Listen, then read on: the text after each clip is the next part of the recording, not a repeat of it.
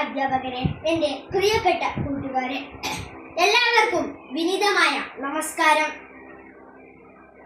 ഇന്ന് പരിസ്ഥിതി ദിനം.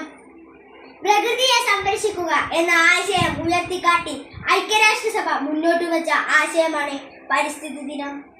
ഇന്ന് പരിസ്ഥിതിക്ക് ഏറ്റവും വലിയ വെല്ലുവിളിയായി മാറിക്കൊണ്ടിരിക്കുകയാണ് പ്ലാസ്റ്റിക്.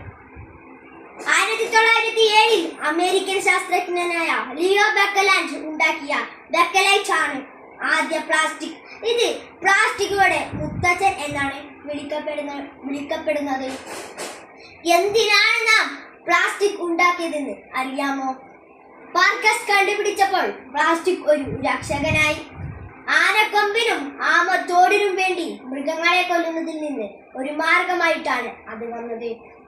പക്ഷേ 100 വർഷം കൊണ്ട് നമ്മുടെ പ്രകൃതിയുടെ ഒരു അന്തകനായി മാറിക്കൊണ്ടിരിക്കുകയാണ് പ്ലാസ്റ്റിക്. പ്രിയരെ, നാം ഒരു ദിവസം എത്ര പ്ലാസ്റ്റിക് ഉപയോഗിക്കുന്നുണ്ടെന്ന് ചിന്തിച്ചിട്ടുണ്ടോ? രാവിലെ ഉപയോഗിക്കുന്ന ടൂത്ത് ബ്രഷ് മുതൽ രാത്രി കിടക്കാൻ നേരം കയ്യിലെടുക്കുന്ന മൊബൈൽ ഫോണുകൾ വരെ പ്ലാസ്റ്റിക്കുകളുടെ കൂട്ടത്തിൽ പെടാം. നമ്മുടെ ജീവിതം പ്ലാസ്റ്റിക്കിനാൽ ചുറ്റപ്പെട്ടുകൊണ്ടിരിക്കുകയാണ്. വിലക്കുറവും ഉപയോഗിക്കാനുള്ള എളുപ്പവും പ്ലാസ്റ്റിക് നമ്മുടെ ജീവിതത്തിന്റെ ഒരു ഭാഗമായി തീരുകയാണ്. നാം വലിച്ചെറിയുന്ന ഒരു പ്ലാസ്റ്റിക് കുപ്പി മണ്ണിൽ അലിഞ്ഞു ചേരാൻ 450 വർഷങ്ങൾ വേണം. ഇത് മണ്ണിന്റെ സ്വാഭാവികതയെ ഇല്ലാതാക്കുന്നു, ഭൂഗർഭജലനിരപ്പ് കുറയ്ക്കുന്നു, പ്രകൃതി പ്രക്ഷോഭങ്ങൾ ഉണ്ടാകുന്നു. ഇത് നമ്മുടെ ജീവന് തന്നെ ഭീഷണിയാണ്. പ്ലാസ്റ്റിക് തിന്നുന്നത് മൂലം നൂറുകണക്കിന് പക്ഷികളും പശുക്കളും കടലിലെ മീനുകളും ചത്തുപൊങ്ങുന്നു. മൈക്രോ പ്ലാസ്റ്റിക്, പ്ലാസ്റ്റിക്കുകളുടെ വില്ലൻ. പ്ലാസ്റ്റിക് നമ്മൾ കഴിക്കുന്ന ഭക്ഷണത്തിലും നമ്മൾ കുടിക്കുന്ന വെള്ളത്തിലും, എന്തിന് നമ്മൾ ശ്വസിക്കുന്ന വായുവിൽ വരെ അത് എത്തിക്കഴിഞ്ഞിരിക്കുന്നു. പ്ലാസ്റ്റിക്കിനോട് നോ പറയുക. പ്രകൃതിയെ സംരക്ഷിക്കണമെങ്കിൽ നാം ഓരോരുത്തരും വിചാരിക്കണം. പ്ലാസ്റ്റിക് നിരോധിച്ചിട്ട് കാര്യമില്ല.